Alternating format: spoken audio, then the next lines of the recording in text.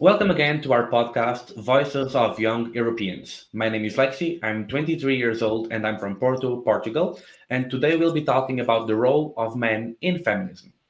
We are all raised in the system called patriarchy, and it affects everything about us and how we live with ourselves and others. The same can be said about other systems of oppression, be them racism, homophobia, transphobia, ableism, and others. Because of this, some people are privileged and other people are oppressed, but these overlap with each other.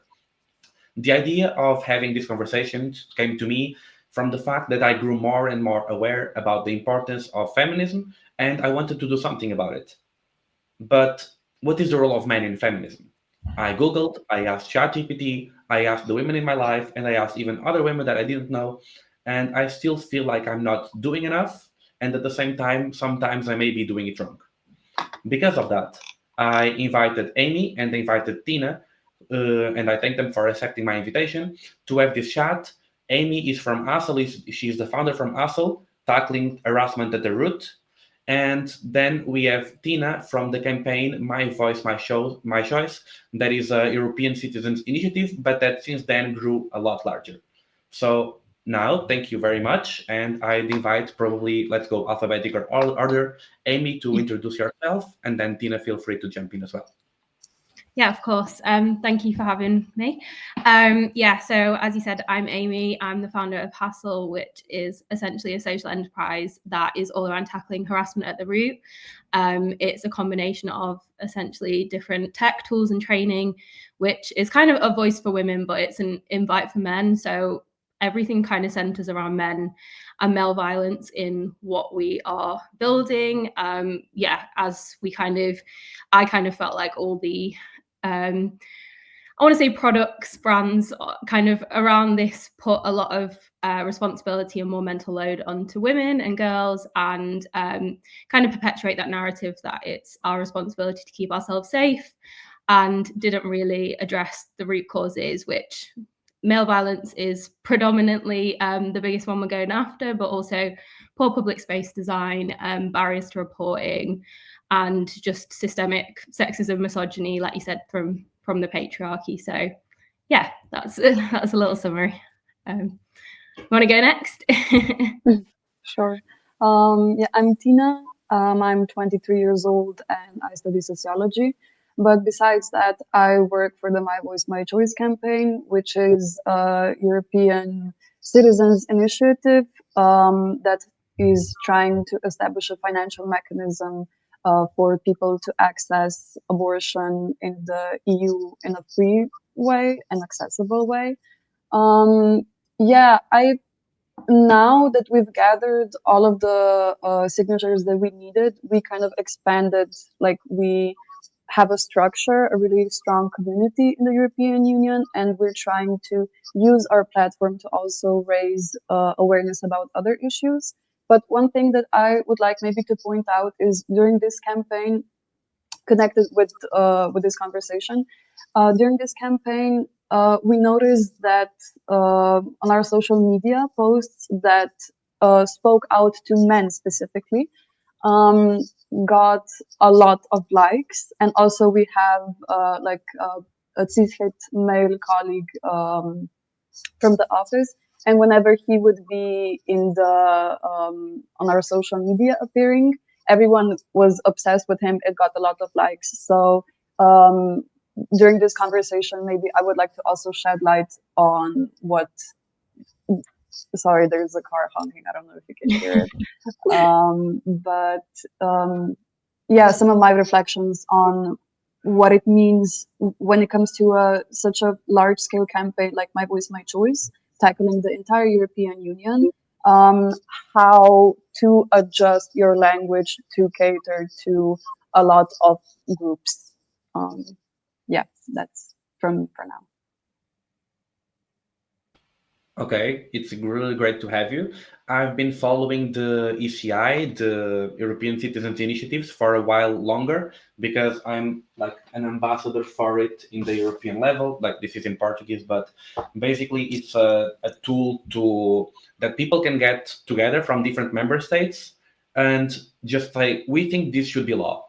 And so this campaign is part of it, and it's one of the most successful campaigns ever in achieving momentum in social media, in like events in even the member states physically. And so it's really great to see that it got to 1 million, and now I really hope the commission will like handle it properly and really bring to life what you are seeking. So one of the first questions I thought about bringing on, and you can take it by which whatever order you prefer. It's like your perspective on feminism, because we know that for every feminism we ask what it means, it will be like two answers. So a lot of people say it has to be intersectional. A lot of people have to say that it has to be on the left. Other people say like, oh yeah, but trans people, and then they have perspectives that I myself don't agree with. I think Amy doesn't as well. Tina probably same. But so, what is feminism for you? And even you identify as feminist, but how did it start for you? Was it always that reality, or did you have problems before? Do you want to go Let's first? say, Yeah, yeah. I would say Tina to go first. Amy went first before. Like we can switch it up. Okay. For me, when I saw this question, as I was preparing a little bit for the podcast, I, for me, it's a pretty simple answer. Like, feminism is a movement that strives to achieve equality among all genders, period. Um, I think that this it's a very basic description, but it entails everything that should be said about feminism, in the sense that it's not about a new hierarchy of gender. It's not about women taking over or whatever. It's about the fact that patriarchy is an extremely violent structure that not only harms women but everyone, like all of the genders, even men themselves. So when I talk about feminism, I talk about like liberation of all the genders. In addition to that, so I kind of like go from this basic definition, and then we can talk about the intersectionality of like feminism in combination with class, with race, with sexual orientation, etc., etc.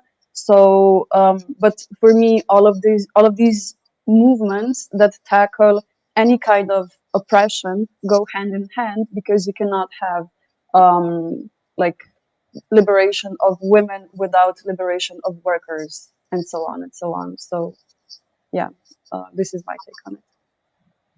Yeah, completely agree with every single thing you said. And yeah, I guess I'll try and build on it a bit, but I very much agree with what's already been said. I think by a basic definition, like it is just restoring balance and essentially creating equality. And I think we were actually just talking about this before before we came on, but I think feminism as a word has had like quite a negative connotation for a very long time. I think whenever you are trying to combat or move towards equality in general, or combat kind of any social issue, anyone doing that, especially in the early days, can get painted with this kind of negative connotation or whatever, that you're radical or you're delusional or whatever it might be. And I think obviously we know historically that women who were feminist were very much, they had a hell of a lot of challenges that they had to overcome to get us to build a foundation that we can now build on. And obviously that differs in kind of within every culture and country. But I think like we were talking about, and like I'm 28, and when I was younger, at school, like even like I would always say that I was feminist, like I knew I was, but even to say you were a feminist when I was at school, which I guess was like just over 10 years ago, was a very like dirty word and a very kind of negative connotation, or thinking that you're very radical in your viewpoint. And maybe that's just my personal experience being in the UK and whatever, but I think definitely, like we were talking about it, and I feel like the new wave of feminism, of kind of especially women that are in their teens now, are a lot more proud to be feminist and a lot more unapologetic in what they say and do. And I think it's amazing and it's very inspiring. And yeah, I think, again, like I think that's why a lot of men hesitate to call themselves feminists, because of that negative connotation. As much as, you know, I think it is also kind of frustrating because I don't really think we should have to say we're feminist. I think it should just be that everyone else is sexist. It shouldn't really have to be like this. It's kind of what we were talking about before, but like the word ally, like we have to use it sometimes because people kind of know what it means and it's a good way to frame something. But the term ally, when it comes to women or the LGBTQIA plus community, whatever it is, it makes me like wince, because it's just like, no, it's just, if you're not, then you're homophobic or you're sexist or whatever else. And it's like, this is just being a human and having empathy and having understanding for everyone, anyone who's different or the same. Like everyone, sorry, I've got my walking pad under my desk, it's like beeping. And yeah, like I think it's just, again, this is such deep rooted systems, historical things that we aren't just going to immediately break out of, but it is, even these words kind of perpetuate some of the stuff because we have to have these terms for it, whereas it should just be the norm and everything else should be the labeled things, if that makes sense. So yeah, that was a bit of a tangent, but yeah, I thought I think it is definitely changing, like the connotation. I think especially for women, it's a lot more okay to say that you're a feminist, especially amongst other women, and kind of feel proud of it and it's accepted and stuff. And again, I'm not saying for every society or culture, I'm just saying kind of, especially from my experience within, like from where I live and generally from what I see from a pretty like global HASSL community. But I think it is also, you know, with the rise of, you know, incel culture and online misogyny and all this kind of stuff, it is also becoming more divisive between men and women as well. So there's kind of that two sides of it, where I think it's becoming more okay for women to say it within, especially between themselves, but it's becoming more of a topic at which people who aren't there yet or don't understand feminism like to jump on and tear down. So yeah, there you go. Oh, and I do think it can be super intersectional as well, just to back that up. I think disproportionately like you said, all of these issues are so intertwined, we can't solve one without another. And I think disproportionately and within every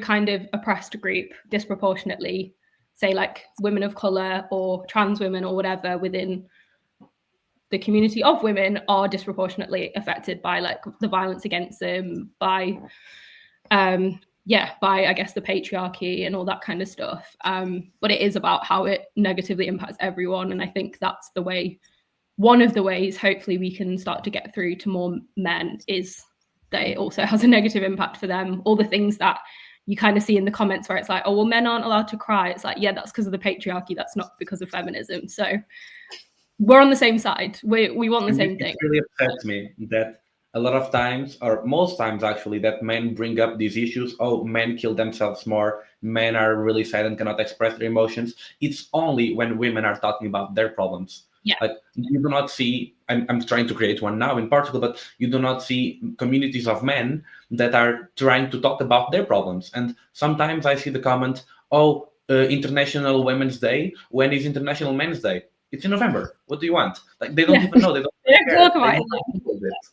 So yeah. I call myself a feminist, but I know that it's always a continued process of deconstruction, because I was a feminist at 14, and then was I wrong? Like I believed in it, but I still had so many problems inside of me that like made me problematic against women. And so I know that right now I also have work to do, but I still call myself a feminist in the sense that I believe that is the way to go, and I'm trying to do my part in it. But it's, as I said in the beginning, like what can be the role of male feminists? And you were saying that for women, it's becoming more acceptable now to call themselves feminists, especially in women's circles. I don't face a lot of backlash in my circles even of Yeah. male circles, but that's because I curated them, right? I do not get along with sexists. But that's also a problem because I see a lot of advice which is call out your friends when they say shit. And like I'm not friends with those people. So like how can I Yeah. get to them? But I would like to know, like from you, what would you say is the minimum a man can do? But also what is the maximum? Like if I want to keep going more steps, what can I do for feminism and for also we can apply this to other systems of oppression, but I've heard a lot of advice like listen to women, and like that's what I'm doing this episode as well. Yeah. But other than that, like oh, call out your racist uncle in terms of racism. But okay, what else can I do? Should I go? I think there's a lot to this. I think firstly, education is a massive thing. I think you can't I think sometimes we run the risk of trying to be perfect and then not doing anything at all. And I think everyone is learning all the time. Like even, talking about this yesterday, and like even though I like to think that I'm very well educated, especially around women's issues, and I literally live and breathe it's what I do every single day, it's what I've built myself. There's things I discover every single day that's internalized misogyny, or that's things there, it's so inbuilt in us, and it is so like curated this way to be systemic and to be almost that we don't even realize we're doing it, or the things that we accept or whatever. And every single person is on a journey. No one's reached the end. Like you're always learning more. And that's around any topic, like not just feminism. I think you can I guess for me it's like more similar in terms of like race, for example. Like I'm white, and I think I definitely would not I would definitely like to think I'm not racist, and I do whatever I can to call it out if I see it, to educate myself, to sort of advocate for those who are disadvantaged because of it and all that kind of stuff. But there's always more you can learn, and there's always more you can do. And I think sometimes men especially might not do it out of the fear of trying and getting it wrong. And I think we do have to give everyone a little bit more grace generally, to not to excuse it, but to take it as an opportunity to educate people when they do. Like you said, if your intentions are true and you're like, I believe that women should be equal and I want to help them get there, it's going to be really hard to do that perfectly. Like when we don't live in a perfect world. And yeah, I think it's just kind of, it's better to try. I mean, educate yourself as much as possible, like read, listen to, like you said, listen to women, listen to as many different perspectives and insights on this, and especially from like an intersectional perspective. Like don't just listen to white rich women talking about it. Listen to as many different, kind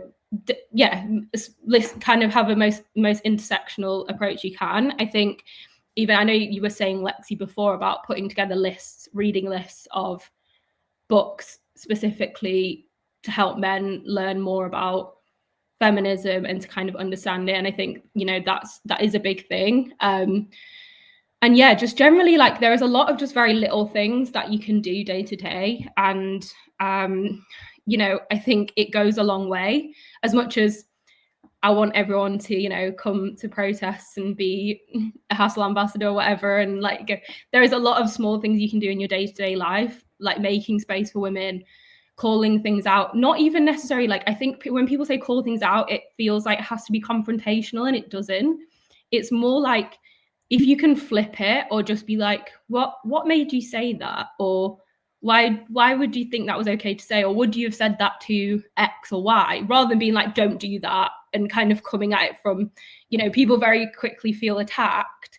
And you can almost kind of let people like unravel their own argument and realize that they're wrong all by themselves if you just ask the right questions.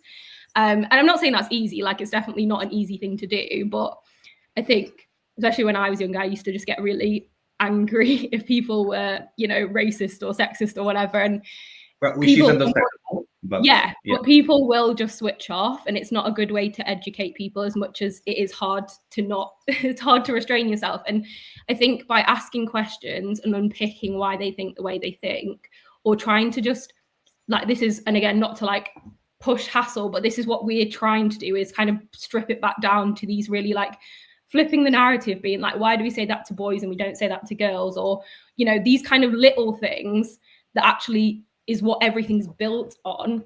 Like, that is almost more powerful sometimes than going in and being like, well, 97% of women are harassed by men, so this is a massive problem. And people are like, yeah, but that's statistics, whatever. If you can actually like drill it back down, you know, or be like, would you say that to your, I don't know, your parent, like your mum, or would you say that, you know, it shouldn't be that you have to respect your family to respect women, but it is a way to kind of start to break down those barriers and kind of understand. Or yeah, I think, and it's same with like, I mean, we do like this bystander training, and I think a lot of people, when they see, for example, harassment happening in person, like there's this bystander effect where people don't intervene and stuff like that, and they kind of think intervening has to be confrontational, and it doesn't. Like, if anything, you want to do the opposite of that. And, you know, really simple questions like pretending you know the person who's being harassed, you know, making up a name and being like, oh, hi, I know Amy, like, like, what are you doing here? Or, you know, just pretending you know them can deter someone who's a perpetrator of harassment, because they immediately are like, oh, now this person isn't as vulnerable or whatever in that situation. You don't have to go up to harasser, start, you know, calling them out, because that will probably escalate the situation. I think that's what a lot of people are fearful of. But again, it's all this like education piece. It's just the more you can learn and understand about these quite simple ways to, yeah, to kind of, I guess, I think confront is the wrong word, but just to respond to when people are like saying things that might not be quite right. Or, you know, I think we even do it with our, like, we were talking about this the other day, but, you know, we do it sometimes to ourselves, like as women, we'll say judgmental things, internalized misogyny, whatever. And then it's like, would you say that about a man? Like, if you've, I don't know, for example, if your friend slept with someone and they're going, oh, I shouldn't have done that, like it's really slaggy or whatever. And then it's like, would you say that about a man? Would you? No, you wouldn't. You wouldn't give it, you wouldn't bat an eyelid if that happened. And then you start to realize your own internalized misogyny, essentially. And I think that's the thing. It's kind of, it's be more subtle to be more impactful. I've been seeing a lot of videos of this as well. I've been seeing a lot of videos of like someone is recording and then like, oh yeah, are you talking to my sister? Oh yeah, how are you doing? And or just the opposite way. Like the women is like, oh hi love, how are you doing? And the guy's like, what the hell? Oh yeah, okay. And then they play pretend as well to help protect them. I've been seeing a lot of that, but at the same time, I see that maybe in these moments, a normal person, a normal guy would play along and be okay. But then in their day to day, they are still like feminism. I don't know what that is, you know. Yeah. So I would ask now, Tina, why do you think that most men are silent or would not call themselves feminists, but they still believe they are okay? They say, "Oh, I'm an okay dude. I'm not a sexist. I'm just not a feminist because that's something else." Why do you think that that's so? I think first I would like to maybe just when you said Lexi that like you kind of accumulate the people who aren't sexist, misogynistic in your life. Obviously, I also have a bubble of people who aren't sexist, who are active in different organizations, etc., etc. But I will say still that like even in this group there is this like the hints of misogyny, either if it's really explicit or like if it's internalized. But there are moments when someone I think it's like it's probably every week at least once, and then we have the space to call the person out. So I feel like if you have this even within your own bubble of people who are supposedly feminist, then obviously if we have this ingrained in us so much that we have to be called out on it and then fix it, and we are prepared to do the work to do that. But then you have these group of cishet men who not who aren't even at that stage one, like they don't detect the normalized sexism. It's like I wouldn't even say it's how do you say in English, like banal. Um, it's sometimes it's commenting on women's bodies and saying, "Oh, it's just like that. I didn't mean to act on it, etc., etc." So I feel like this just stems from the fact that as a society, the prevalent kind of thought is that it is okay to talk about women, non-binary people, LGBT people, to comment on their bodies, to kind of yeah, um, in the sense that mm, because no one in the sphere of not even these men, the media also and advertisement, I think everything in combination just reproduces the same system. So it's just like this banal sexism on top of banal sexism, etc., etc. That's why I think that most men don't um, like speak about these, Yeah, or even see themselves guilty of any yeah, kind of misogyny. I think that's the thing. It's kind of seeing where you are. Like, I think you're completely right. It's seeing where you are on that scale first, and there's kind of like a different, don't want to say antidote, but like a different solution for wherever you are. Because I think like probably what we're talking about is maybe men that are already acknowledging there is some inequality, and maybe just like, for example, like you saying you, or maybe you a few years ago or whatever, but there is a lot of men, unfortunately, that, you know, like you said, still see themselves as good people, but they don't recognize, especially like, talk about this a lot, but especially when they're straight, white, older men that have money because they've never been part of an oppressed group or a part of a minority. So they've just never had to think about that. And when you've never ever had to think about it, it's quite a big barrier to overcome from an external perspective to get them to think about it. I think that's the thing. It's quite hard.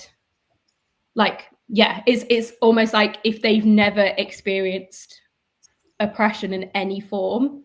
I think why generally women can relate more, not always, absolutely not always, but like generally women have more empathy and can relate more to other oppressed groups is because they also know what it's like to be judged, to be the feeling of oppression itself.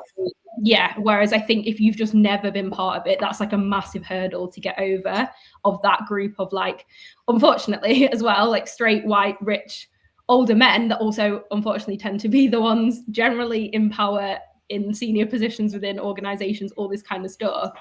It is, you know, it's not an easy solution. And I think it is very much like, yeah, wherever you are on that scale, there's going to be different kind of solutions or different ways for you to progress up that scale, if that makes sense. Towards Yes, I noticed you mentioned the scale at least twice, and I think a lot about it. Like, this is like the most sexist person possible, and this is the most feminist person possible, egalitarian. But like, where am I, and where are others? And I would say, I don't know. I don't know where to put myself or where to put others, but like I can compare people between themselves. And I was listening to a podcast yesterday. It's a podcast from two women in Portugal, and it's literally called a gender of conversation, like a type of conversation, but with the wordplay with gender. And they were interviewing one man, and they asked him, "Do you think women can trust men?" And it was like, I don't think so, because he was working, and I mean, he is working, at least still, as far as I know, in a place in Coimbra, in a Portuguese city. You can Google later. It's like Boa Ventura. And what he did is like, there was this senior professor, and he was accused of harassment to multiple women in the institution, investigators. And then he started denying everything. And then when it was like undeniable, it was like, okay, it's their fault. And it was supposed to be one of the biggest allies they had there. And then you find everything was a lie. So how can women trust men in general? Like, how can you trust your husband, your boyfriends, your friends? And how can a woman in my life trust me? So I think that the way I can try to help men become safer and educate them, and also allow them to be trustable, for women is to make sure they know so much about the problems that they cannot possibly be faking the empathy. So if they say, oh yes, everyone should be equal, I'm like, this could just as well be a lie. But if Yeah. they know, like, if they read a full book on intersectionality and they can have debates about it, like, okay, maybe they can still be dangerous, but less than those. So it's like trying to progress in this scale. But I think the most important step is actually just calling yourself a feminist or even an ally, and like being able to go and Yeah. or Definitely. check podcasts and videos, because I'm trying to build like a artificial intelligence, with Google Notebook. Mhm. Are you aware of that tool? Yeah. So basically, you can put a lot of PDFs and videos there. And my idea is I will put so many books from feminist authors. Mhm. I've like from the list I have like 20 books already, and that's up to 50. So and then any man or women can go there and ask like, what are problems women face, or like, is this behavior for me problematic? And hopefully, like that's a big brain of feminist literature. We'll be able to give them responses. And because it's like anonymous, everyone is doing it on their own, there's no shame in doing that, so they can learn. But my biggest challenge now is like, how do I get the average man to go use it? Like, how do I make them care enough to learn? And I Yeah. don't know if you have I tested mean, it. You probably have a lot of conversations about it. I think I like, sorry, do you want to go? no, go. No, I was just going to say, like, I think it is like it's really complex, and I think this is the thing, like, why one of the reasons I built HASSL was because I felt like there was a lot of amazing women's organizations out there and a lot of people doing a lot of, incredible work, but it was all targeted towards women, and Mhm. men were often left out of the conversation. And I understand why that has been, because it is so generally systemically quite difficult to engage men in the conversation. Also, obviously, women get it more, so it's easier for them to get support and all that kind of stuff. But I think because we were also coming at this from a systemic root cause thing rather than a kind of support group or something like that for kind of after the fact, I knew it had to, like, it's designed more around men than it is around women. And so this is, again, not trying to be like push HASSL, but I'm just saying, like, I think it is super complex, and that's why I wanted to build HASSL, because I was like, it has to, like, and our initiatives are focused at men at every single level on that scale, from, like you said, from perpetrator, like violent perpetrators, and how we can rebuild the system to ensure that the least repercussions come out of that, like trauma and stuff for women, but also all the way up to people who are like ready to be advocates and just don't have an avenue to like channel it. And I didn't really feel like there was much out there, or there was ones that were just targeted at men, which then meant you didn't have that like mass support that you need. So it was kind of like, that's why I designed what we're doing in the way that I did, because it was like, we need to have women first in there to like advocate, spread the word, push it towards maybe men in their life that are kind of teetering on the edge but not quite there yet, and then start to, like, as we talked about, we're now starting to migrate into way more like male focused content and start to really get up our percentages of male followers, ambassadors. We started doing men's focus groups and things like that. But yeah, like, it was always about bringing men into the conversation. But I do think, like, what you're saying, completely agree. Like, it's like, how do we get the normal man? But it's so complex to do that, which is why we've kind of gone at it like I've designed stuff so it's free to use, so there's no barrier for financial. It's put in front of them, it's like their boss paid for it and it's in their workplace, like they kind of have to do it. And it's like, if we can get them in the room, and then it's all designed to be very non-accusatory, to be very like flip the script, like all this kind of stuff. It's not don't assault women kind of vibe. Then it's like, it's like, I'm kind of like, okay, how do we, one, get them in that room in whatever capacity, whether that's physically or online or whatever.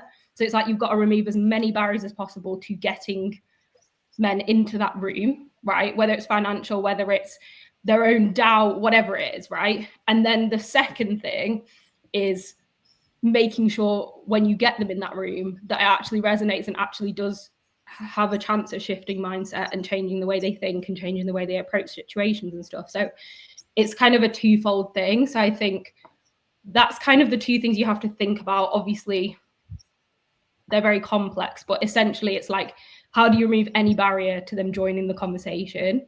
And then the second thing is once you've got them in whatever capacity it is, whether it's within your literature, collection or whatever, it's like, how do you make sure that absolutely hits so hard that it was worth getting them in the room in the first place, if that makes sense. So yeah, sorry, yeah. I didn't want that to be like a HASSL promo, but I was just trying to explain why it's designed. Okay. And Tina can promote My Voice, My Choice as well. So, so Tina, how do you think we can get them on board to learn? I think I will be a little pessimistic or a bit more structural in my answer, in the sense of theory of how to tackle this. I love your idea. I love, like, whenever some issue rises up, that the internet floods with all these reading lists on how to be a better anti-racist or a part of the Black Lives Matter, or how to be a better ally to trans people, etc., etc.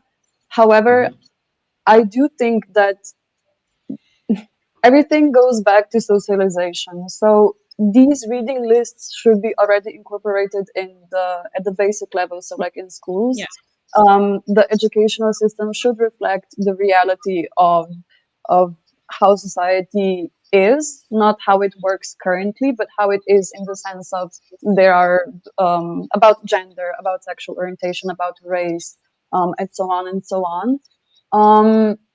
I wanted to point this out because of my second point is, I feel like, I don't know how it is in Portugal and the UK, but I'm from Slovenia, and I I noticed that in gay circles, so cisgender homosexual men, they tend to get very sexist. Like, they can be a part of many LGBT plus organizations, but still they are very hateful towards women.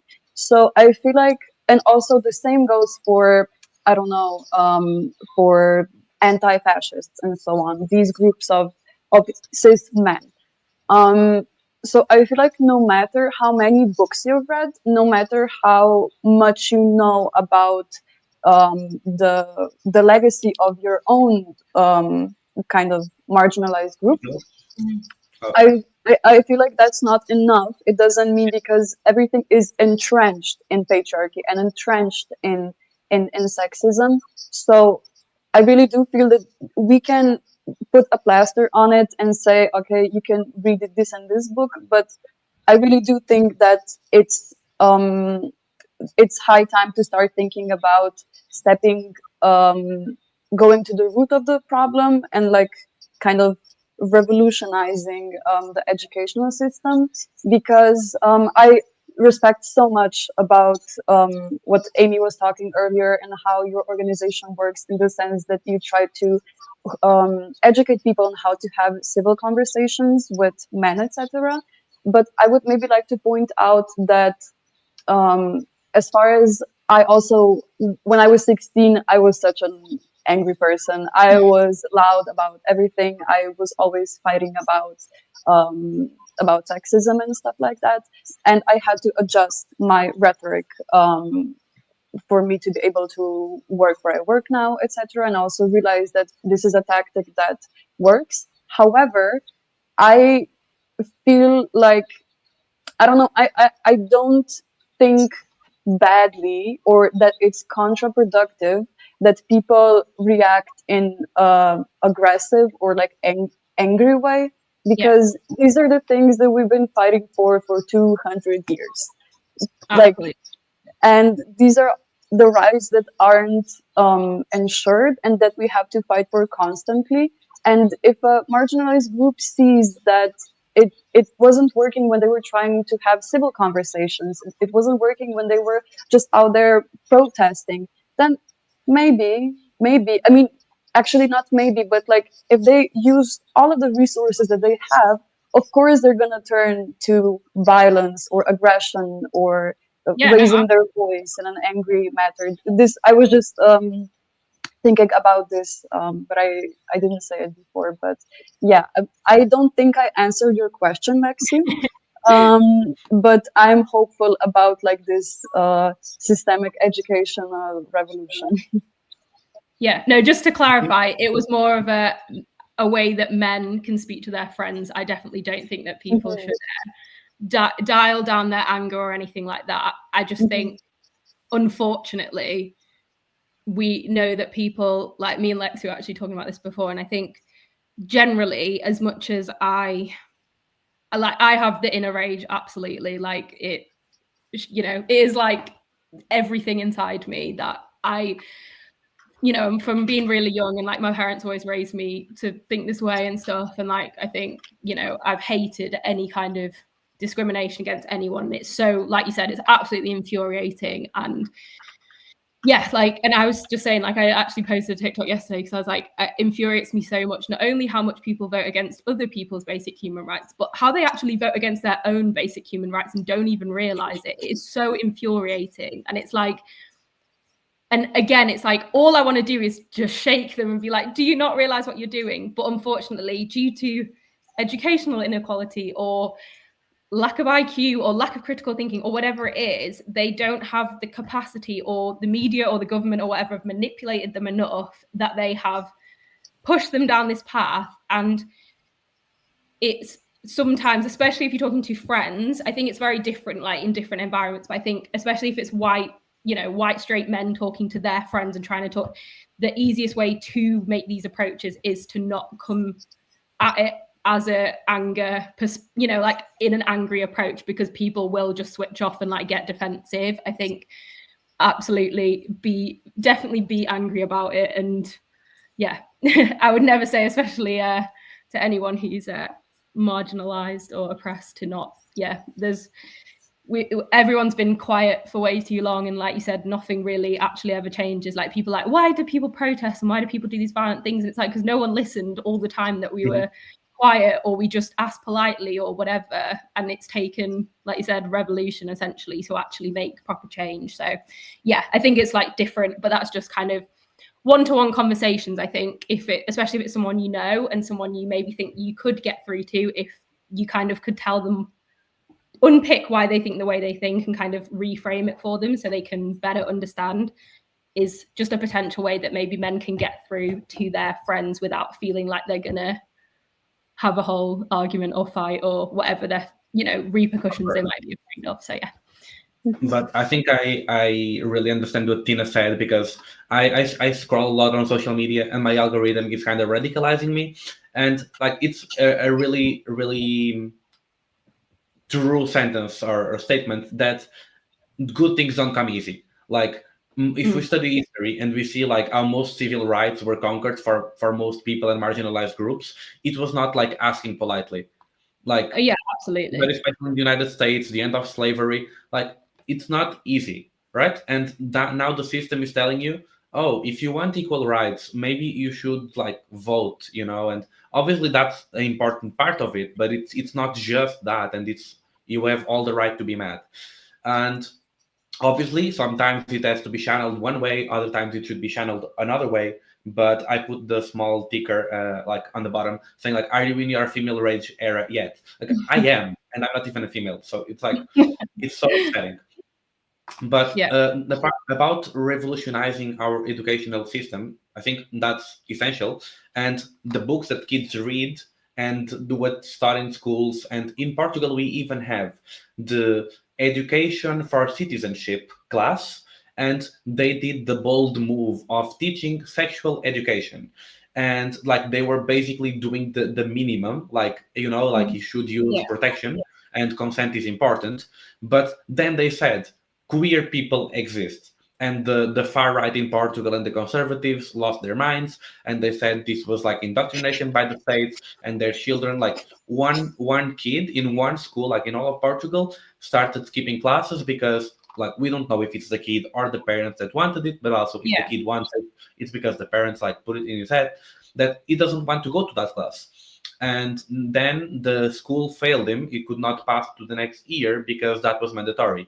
And the kids put the state and the school in court, and like it's a big fight because they were teaching like queer people exist. And then they go and bring the curriculum, and they said, oh, you see, in the official curriculum, it's saying like people should be able to love whoever they want. This is so outrageous. And then they go on social media and the movement picks up. Yeah. So we need to have enough democratic pressure from the moderate people and from the feminist people, men and women, that we like whatever whoever party is in government, hopefully not the far right, but whoever party like center right, center left, whoever is there, they will feel the pressure. We cannot do certain stuff, and we must do certain stuff, or else we'll simply lose the vote next time. Yeah. But for that, and that's why I think we need men, because they are the other half of the population. I mean, we are the other half of the population. So like for the votes it will matter, and for the pressure on the government it will matter. So another question I've told you that I have is, should men organize, especially feminist men should organize, and how? Because should we join feminist groups like I'm joined HASSL, I'm an HASSL ambassador, or should like we have our own male groups to have like that type of conversation where it's less likely what we say may upset and hurt other people? Because there are feminist groups in Portugal, like E for She, it's a global movement, and we have our own local in Lisbon, in Porto, in universities. But I asked some people in E4She Lisbon, and a girl told me, a young woman told me, actually, we have like 5 or 6 men, and they are all queer. So, like the straight white Mm. men, like where are they, like cisgender? What are they doing, and why do they not join? And so these are the questions I'm trying to fight now, and trying to bring people that I know that I think they are reasonable and they are decent. Like, hey, sorry, why are you not calling yourself a feminist? Why are you not putting on the fight? And I got about 60 people in about 2 3 weeks. So 60 is not a lot, but also my social network is not huge, right? I think if we could get more prominent men that are also speaking about this and create a community, this could be something. But then I'm afraid, am I a man with a bad idea? Like, will this backfire? Because Amy was telling me earlier that a man, for example, in London, proposed that they should have women-only carriages in the trains or in the subways, and that would be a bad idea. So, is this idea of mine a bad idea? Should we have men organized by themselves, or should it always be together with women? I'm mm, I'm not sure how cis men can organize without the referent. So if their reference is feminism, and if their reference is closing the gap between, the inequality of the genders, then obviously it needs to not be men only, since the fact that when men are oppressed, obviously that's horrible and all that stuff, but it also reflects then violently on all the other genders. Like, because Yeah. of toxic masculinity, everyone suffers. Yes, men as especially, but you can't unravel that without engaging the other people who you are actively harming. So I feel like it should be more of, it shouldn't be men only. Honestly, that kind of scares me. It should be always in connection, and I think the starting point is maybe listening, like to listen to what other people are saying, and also teaching yourself how to, when someone talks to you in a calm way, how to also not react defensively. This is something that also I had to learn, um, to kind of engage in civil conversation. And then when you're at that starting point, you can, I guess, or no, I think it goes hand in hand. And you could also talk about your experience as a cisgender man who is dealing with social, societal norms, etc., etc. But talk about your experience. Don't talk about how unfair it is that feminism, but like you know what I mean. I feel like when you're engaging in that conversation, then talk about your experience, and maybe you will be enlightened as to why you are struggling with the fact that, I don't know, you as a cisgender man can't wear makeup. Yeah. It was a bit, I hope that was clear. I told it a bit confusing. No, I got you. Yeah, I agree. Amy? I think, Yeah, go for it. no, I was just going to say, like, I think, again, with, and I agree with what you said, I think when you, at the end of the day, as a white cis man, you do not have lived experience as a woman, right? You just don't. That's something we're never going to get past. Like, it's never going to be, you're never going to be on par in the sense of like how your day-to-day life is directly impacted by this, because we know women disproportionately, when we're talking about patriarchy and feminism, we know women are disproportionately affected, and especially when we're talking about the kind of issues that we like focus on, like violence against women, you know, and same with like abortion, obviously, and stuff like that. Like, men can advocate for it, but they're never going to have the same lived experience of what that is like, because that is just how the world is, right? And I think it's the same for anything. I think being part of an organization that, like, I do think, and as I kind of talked about before, I do think there are unfortunately a lot of, for good reason as well, so I don't mean it in like a shaming way, but like a lot of women's organizations that do exclude men, right, from, they don't want them involved. And I've even had it with HASSL, like women being like, I don't want to be part of this if men are part of it and stuff like that. And I get it. Like, there's a lot of women who are extremely traumatized that maybe have never had a positive male figure in their life at all. Like, I understand, unfortunately, it is that common, and I get how people are disillusioned and stuff like that. My personal perspective is that we're never going to get to a significant solution for violence against women if we don't involve men. That is my personal stance, and that is the approach that I'm taking with HASSL. But I do think, you know, again, like I think it's very important that men are part of the conversation, as long as their intentions are good and true. And obviously that's something we like safeguard and everything very carefully, but we're also not a support group or anything like that. We are, you know, a group of volunteers developing initiatives essentially. But I do think it is important that, like with any of these things, that women are overseeing what is happening, because they have the lived experience, they can direct, like you said, I think a room in the nicest way of just men fighting for women's issues with no women involved is quite a scary thought, which maybe sounds horrible, but I think that I agree, like it's quite a daunting thing. And I think even like, you know, Lexi, you were saying, kind of saying, oh, I don't know where I stand. Like, to me, I would say, from everything that I have learned and seen, and even our own stats and everything, I would say you're in the top 5% of men in terms of how you think about this issue, right? I'm on about violence against women. Like, that's from everything that we've learned and from everyone that's involved. I would say it's about 5% of men who are ready to advocate, you know, are in a position where they're like, tell me what I need to do. I'm here, like I'm ready. And hopefully that's going to improve.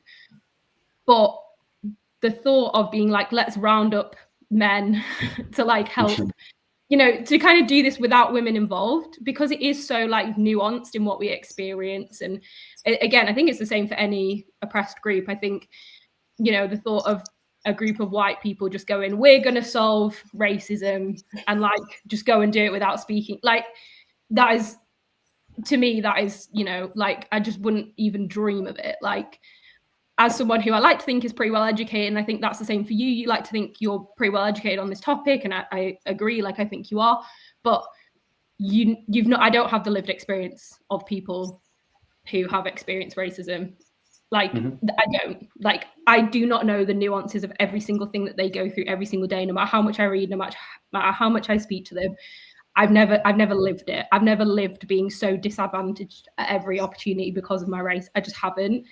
So I think it's about finding those groups that are inviting men into the conversation, because there is groups out there. And I think it's about being part of those. And I think within those groups, you can definitely, you know, like we're doing men's specific focus groups, because we just want to sit, but it's guided overall with our overarching mission that is predominantly, you know, it is still predominantly women, and like I still want to change that. I still want to increase the amount of men that are involved, but at the end of the day, it is a a female team at the kind of the forefront of what we're doing. And I think it again can kind of come, and again, I don't mean this in disrespect, but it can kind of turn into this performative thing again, where it's like, I'm a feminist and I want to do stuff for women's rights, and kind of bypass the whole how to actually do it because I'm not really involving women in the solution, if that makes sense.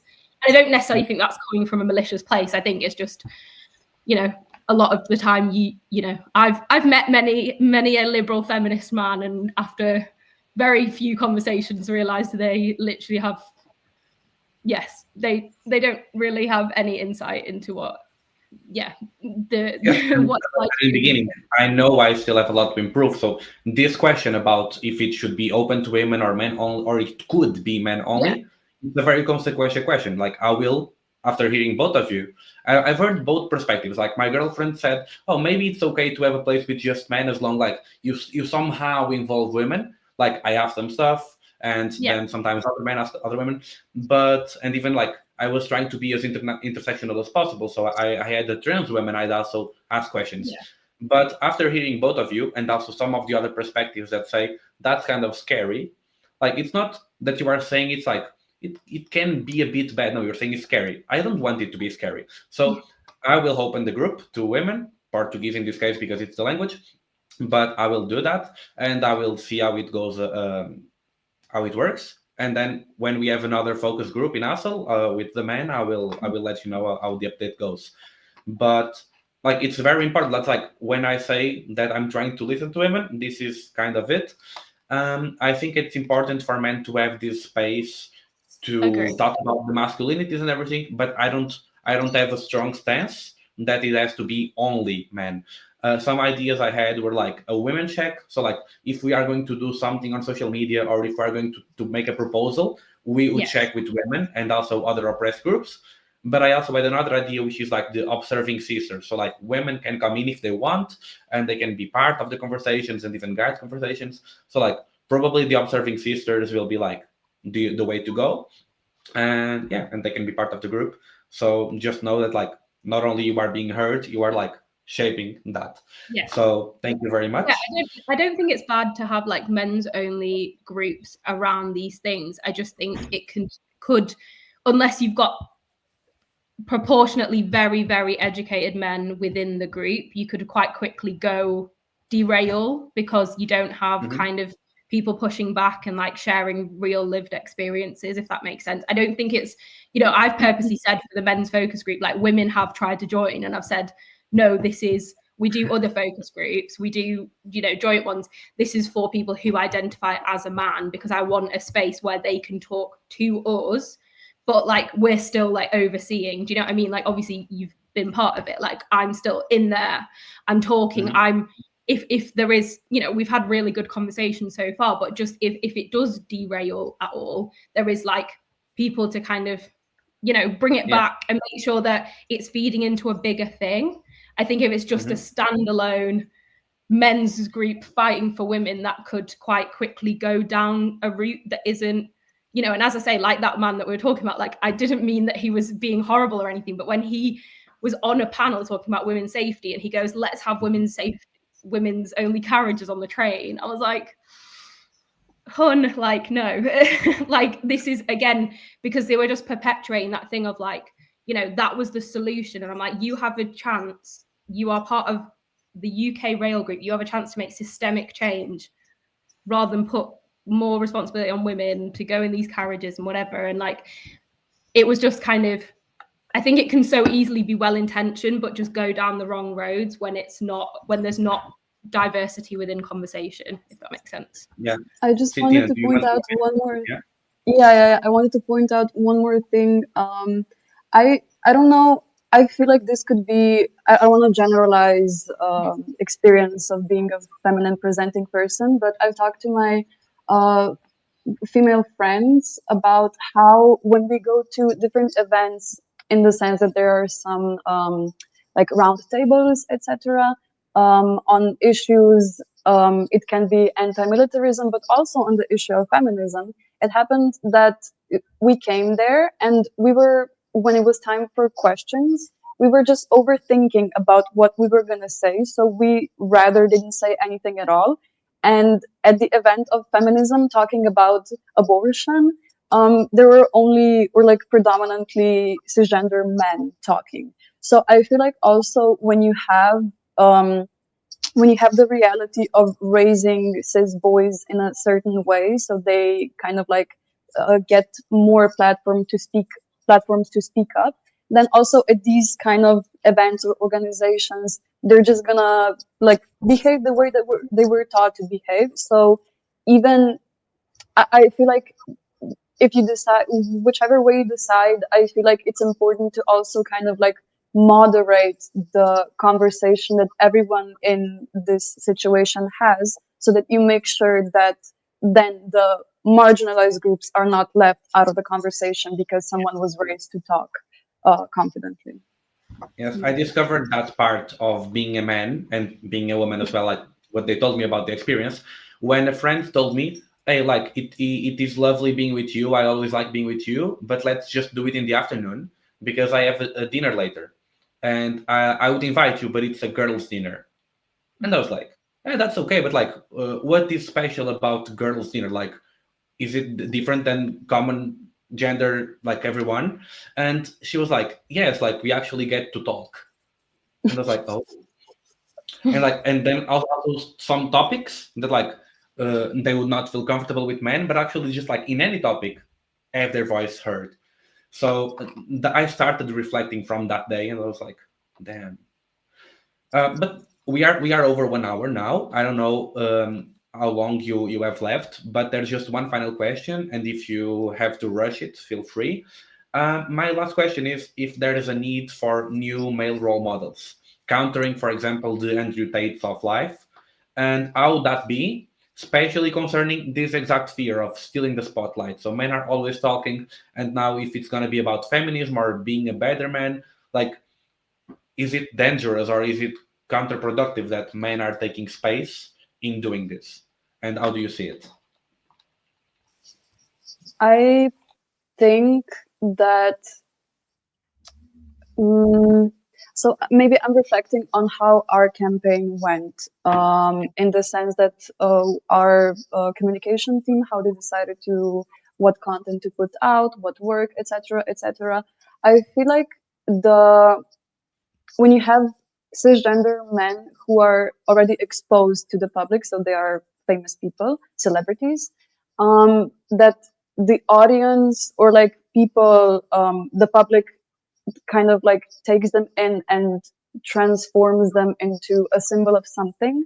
So there is already happening that you have these cisgender men who are kind of like breaking societal norms about how to dress, in the sense that I don't know, some actors are starting to wear makeup or have their nails painted, and so on and so on. So I feel like then when you have these celebrities who already have a platform, it's important that they, or like, I don't know, I feel like I would say that they're responsible with what they do with their platform, so that they are in favor. They talk about the right to abortion. They talk about same-sex marriage, etc., etc.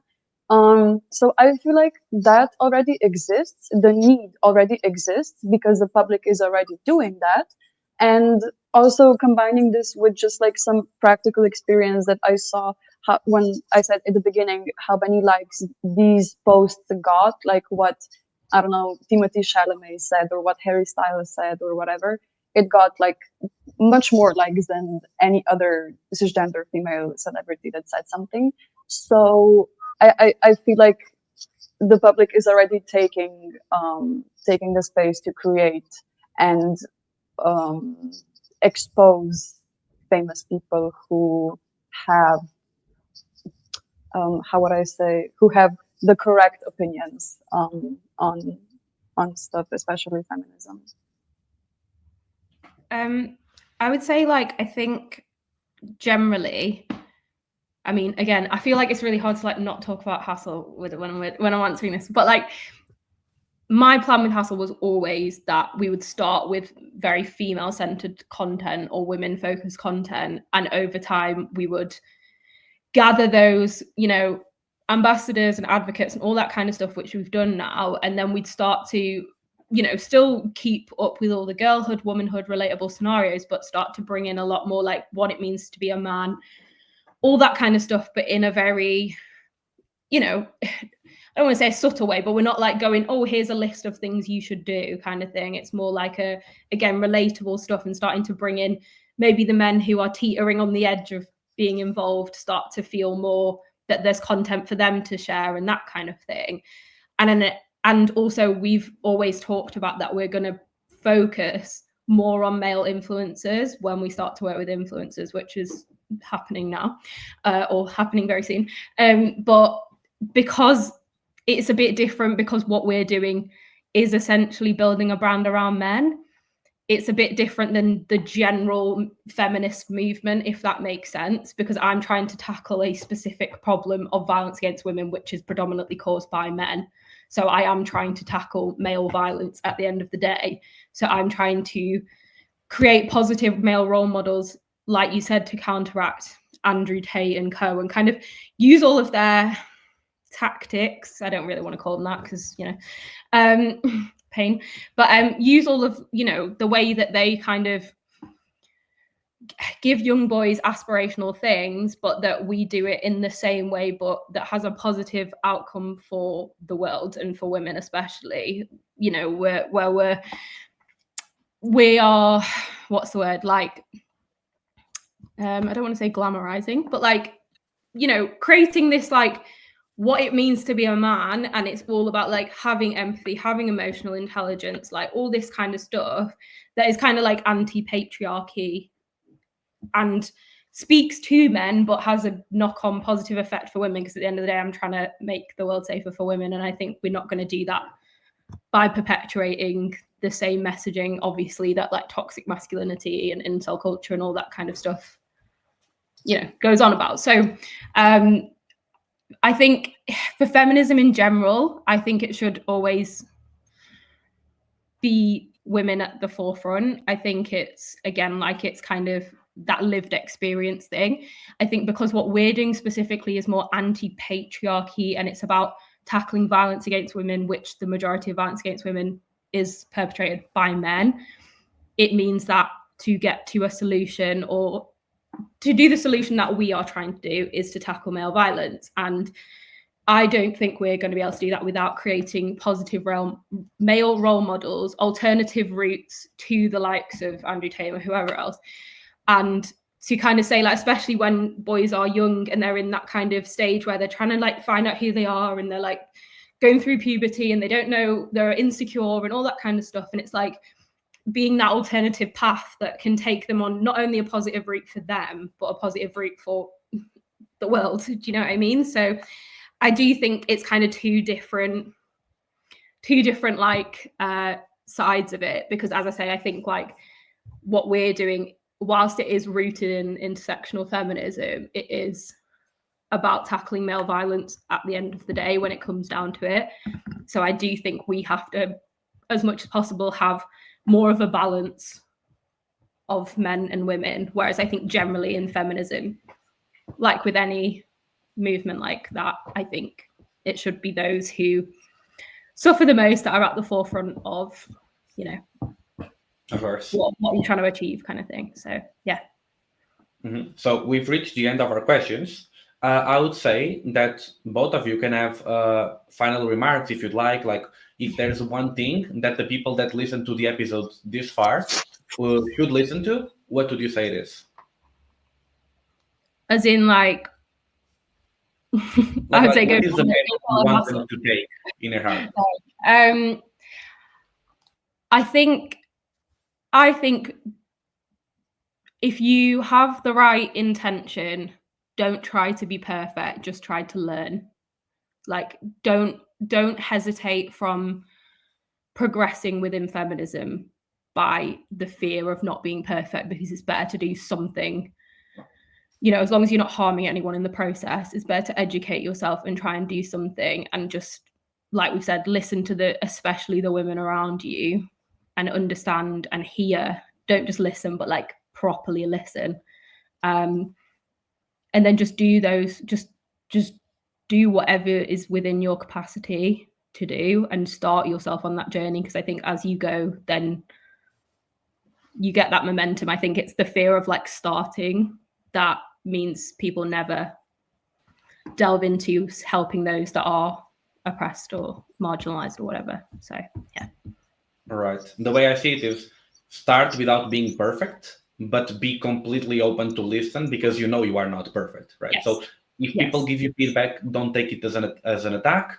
Even if someone is attacking you, try to see like, okay, this person like was severely affected by what I said or did, but like what can I learn from it so I don't make the same mistake again? Yeah, 100%. Okay. And Tina, do you have final remarks you'd like to share? Maybe I would like to address people who know, like, who aren't complete assholes and sexists, but like have a hunch that some like a certain comment is inappropriate and so on and so on. I feel like we should strive to be better in our own circles. So call your friends out, don't enable them. Also, you can just I have a few friends who have really shitty friend groups in the sense that there's like all these cishet men commenting on women, and he tries to kind of talk to them in this jokey way, but in the sense that he's still calling them out. So I feel like it is everyone's responsibility if your closest people do something that is wrong in any way, that you call that out and have a conversation with them. Maybe go as far as like changing your friend groups, but I feel like it's constructive that you at least try to call your own people out when they say something. In addition to what Amy already said, that listen, just listen and learn. And yeah. Okay, so thank you very much both for coming in and helping us understand more about the role of men in feminism and also what we can all learn from each other. It was great for me personally. Like the idea to learn came before the idea to do the episode, and I'm happy with what I learned. So I'm sure that everybody that listened will learn from it.